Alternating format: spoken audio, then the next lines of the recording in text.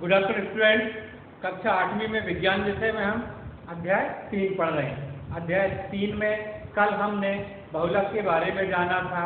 बहुलक एक मानव निर्मित रेशा होता है, लेकिन आज हम पढ़ेंगे पेज नंबर 33 में कि बहुलक, कुछ बहुलक जो होते हैं वे प्रकृति में भी पाए जाते हैं।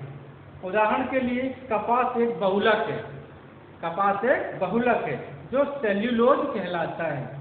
सेल्यूलोज बड़ी संख्या में ग्लूकोज इकाइयों द्वारा निर्मित होते हैं, यानी ग्लूकोज के द्वारा बनते हैं। छोटे छोटे ग्लूकोज की इकाइयां मिलकर के और एक बड़ी संख्या में सेल्यूलोज बनाती है। ठीक, अब इसके आगे हम जानेंगे 3.2 संश्लेषित रेशों के प्रकार। तो संश्लेषित रेशों के प्रकार में पहला है रेयान। तो रेयान क्या होता है? तो कक्षा 7वीं में आपने पढ़ा था कि रेशम जो होता है वो कीट से प्राप्त होता है, यानी रेशम एक प्रकार का रेशा होता है जो कीट यानी एक प्रकार के कीड़े से प्राप्त होता है। ठीक, इसकी खोज चीन में हुई थी। कहाँ हुई थी? चीन में। और काफी समय तक इस जानकारी को सुरक्षित या गोपनीय रखा गया था, यानी किसी को नहीं बताया गया इस रेशे के बारे में।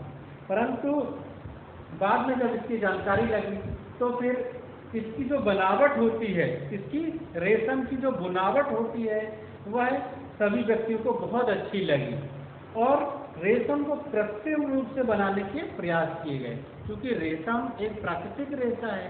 ठीक, लेकिन उसको कृत्रिम रूप से मानव द्वारा बनाने के बहुत अधिक प्रयास किए गए। बाद में काफी समय के पश्चात लगभग 19वीं शताब्दी के अंतिम समय में वैज्ञानिकों को रेशम के समान गुणों वाले रेशे बनाने में सफलता मिल गई, यानी रेशम जैसे गुणों वाले रेशे बनाने में वैज्ञानिक सफल हो गए। और इस प्रकार का जो रेशा होता है, यानी जो मानव निर्मित रेशा इसी प्रकार का रेशम से मिलता जुलता बना, वह है काष्ठ लुगदी से बना। किससे बना? काष्ठ लुगदी के रासायनिक उपचार से बना। और उसी को हम क्या कहते हैं? रेयान कहते हैं। उसी रेशे को हम रेयान कहते हैं। ठीक, रेयान ये जो होता है कृत्रिम रेशा कहलाता है। कैसा रेशा कहलाता है? ये रेयान कृत्रिम रेशा है, मानव निर्मित रेशा कहलाता है। ठीक, जो कैसे प्राप्त करता है, यानी कैसे बनाया जाता है? यह प्राकृतिक स्रोत से जो काष्ठ लुगदी प्राप्त होती है, यानी प्रकृति से काष्ठ लुगदी प्राप्त होती है, विशेष पदार्थ होता है, उससे यह बनता है।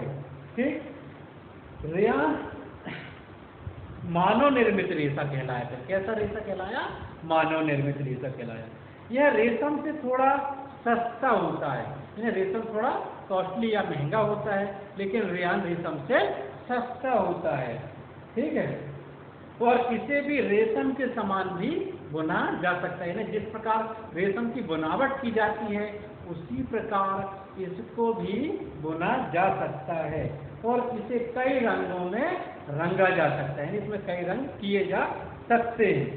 रेयान को कपास के साथ मिला दिया जाए, यानी कपास या रुई के साथ यदि मिला दिया जाए तो उससे बिस्तर की चादरें भी बनती हैं, या उनके साथ मिलाकर कालीन बना लिया जाता है, या गलीचा भी बना लिया जाता है। अब हम अगला पढ़ेंगे नायलॉन रेशा। तो नायलॉन एक अन्य मानव निर्मित रेशा है, यानी नायलॉन कैसा रेशा है? मानव निर्मित रेशा है। हम हालांकि संश्लेषित रेशे यानी मानव निर्मित रेशे ही पढ़ रहे हैं। तो नायलॉन को 1931 में बिना किसी प्राकृतिक कच्चे माल, यानी इसमें प्रकृति का किसी प्रकार का नुकसान नहीं किया जाता, जैसे पौधों का या जंतुओं से नहीं प्राप्त होता है। नायलॉन पौधों या जंतुओं से प्राप्त नहीं होता है, बल्कि इसका निर्माण कोयले से, जल से और वायु से किया है। कोयला, जल और वायु से किया जाता है। और यह प्रथम पूर्ण रूप से संश्लेषित रेशा था, यानी सबसे पहले पूर्ण रूप से जो बनाया गया संश्लेषित रेशा था, यह पूर्ण रूप से मानव निर्मित रेशा था। इसमें इस प्रकार के रेशे में किसी पौधे या जंतु का नुकसान नहीं होता है। ठीक, नायलॉन रेशा जो होता है प्रबल होता है, यानी बहुत मजबूत होता है, प्रत्यास्थ होता है यानी लचीला होता है, हल्का भी होता है यानी वेट में कम भी होता है, यह चमकीला और धुलने में सुगम होता है, यानी यह चमकीला होता है, चमकदार होता है और इसको धुलने में भी आसानी होती है। इसीलिए यह कपड़ों के निर्माण में प्रयोग में होता है, बहुत ज़्यादा प्रयोग होता है, यानी इस रेशे से कपड़े बहुत अधिक मात्रा में बनाए जाते हैं। क्या नायलॉन रेशा वास्तव में इतना प्रबल है कि इससे पैराशूट और चट्टानों पर चढ़ने वाले रास्ते बनाए जा सकते हैं? तो हाँ, नायलॉन रेशा बहुत अधिक मजबूत होता है। ठीक है, नायलॉन रेशे से कुछ वस्तुएं जो बनती हैं उनको हम देखते हैं। तो नायलॉन से जुराबें अर्थात जो हम मोजे पहनते हैं या सॉक्स जिनको बोलते हैं वो बनते हैं। रस्से, तंबू, दांत साफ करने के ब्रश, जो हमारे ब्रश होते हैं दांत साफ करने के वो बनते हैं। कार की सीट के पट्टे, स्लीपिंग बैग यानी वे बैग जिनमें सोया जा सकता है, ठीक है, जैसे उन्हें शयन थैला भी कहा जाता है। पर्दे, काफी चीजें इससे बनती हैं। यह चित्र में दिखाया गया है, चित्र 3.2 में पहले दिखाया गया है कि रेयान से कौन कौन सी वस्तुएं बनती हैं, और चित्र 3.3 में नायलॉन से कौन कौन सी वस्तुएं बनती हैं ये दिखाया गया है। ठीक है, तो इन्हें आप देख लीजिएगा।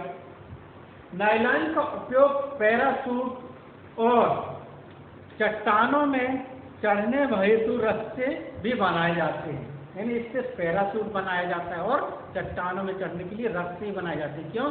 क्योंकि यह रेशा बहुत ही अधिक मजबूत रेशा होता है।